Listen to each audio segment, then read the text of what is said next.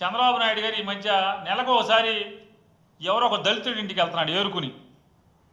అసలు ఎంత డ్రామా అంటే, నేను వెళ్తా గబాల ముఖ్యమంత్రి గారు కాన్వాయ్ మొత్తం అన్ని కార్లు ఒకసారి ఆగుతాయి. మామూలుగా అయితే మళ్ళీ ముందు కార్లు ముందుకెళ్ళిపోవాలి, గబాలని చంద్రబాబు కారు బ్రేక్ కొట్టంగానే వెనక కార్లు వచ్చి చంద్రబాబు కారు గుద్దుకోవటమో లేకపోతే గుద్దుకున్నంత పని చేయటం అయ్యి ఈయన దిగి గబగబా సెక్యూరిటీ వాళ్ళు వాళ్ళందరూ పరిగెత్తురావాలి, వీళ్ళందరూ పరిగెత్తురావాలి.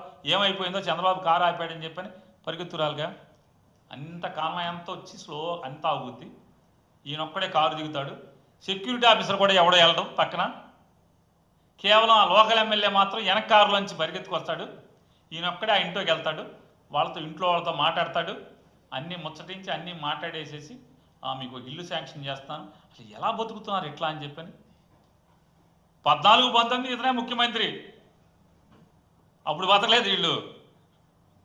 మరి నువ్వేమయ్యావు అప్పుడు? ఈ రాష్ట్రానికి ఎన్టీ రామారావు గారు నువ్వు ఎన్నుపోటు పొడిచి కూలదోసిన కానించి నువ్వు ఎన్నిసార్లు చేసావు? నువ్వే చెప్తున్నావుగా నేనే బాగా ఎక్కువ కాలం బతికిన ముఖ్యమంత్రిని. మరి ఇంకా వాళ్ళ బతుకులు అట్టాగే ఉన్నాయిగా. సిగ్గుపడాల్సింది పోయి ఇంకా నేను ఒక ఇల్లు శాంక్షన్ చేస్తాను మీకు అంటాడు. అంటే నెలకు ఒక ఇల్లు శాంక్షన్ చేస్తాడు ఒక దళితుడికి.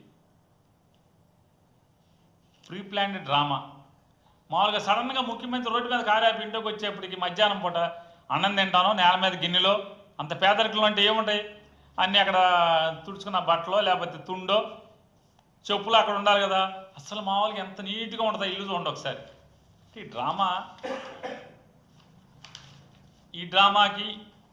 డ్రామాకి ఏమీ తేడా లేదు.